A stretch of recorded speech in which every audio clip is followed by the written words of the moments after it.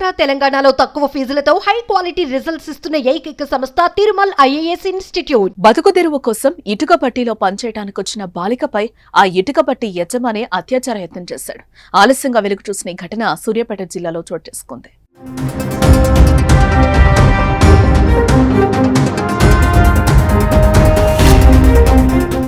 ఆత్మకూరు మండల పరిధిలోని పాత సూర్యాపేట శివారులో వెంగమాంబ బాలాజీ ఇటుకబట్టి యజమాని గోగిరేని వెంకటరమణ ఇటుకల తయారీ కోసం కొందరు కూలీలను ఒడిశా నుంచి తీసుకొచ్చాడు.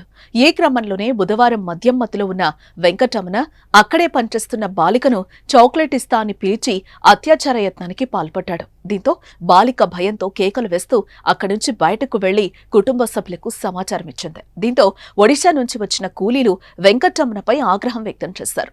గురువారం బాలిక కుటుంబ సభ్యులు స్థానిక పోలీసులకు ఫిర్యాదు చేశారు.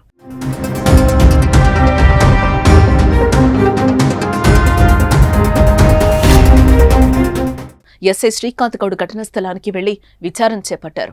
ఇటుక బట్టి యజమాని వెంకటరమణను అదుపులోకి తీసుకుని విచారణ చేశారు. శుక్రవారం బాలికను భరోసా సెంటర్ కు తరలించి వాంగ్మూలం రికార్డు చేశారు. ఈ మేరకు వెంకటరమణపై పోక్సో, లేబర్ యాక్ట్, జువైనల్ సెక్షన్ల కింద కేసు నమోదు చేసి రిమాండ్కు తరలించినట్లు ఎస్ఐ శ్రీకాంత్ గౌడ్ తెలిపారు. మరోపక్క బతుకు తెరువు కోసం బిహార్ నుంచి వచ్చిన వారిపై మద్యం మత్తులో యజమాని విచక్షణ రహితంగా దాడికి పాల్పడినట్లు కార్మికులు ఆందోళన వ్యక్తం చేస్తున్నారు.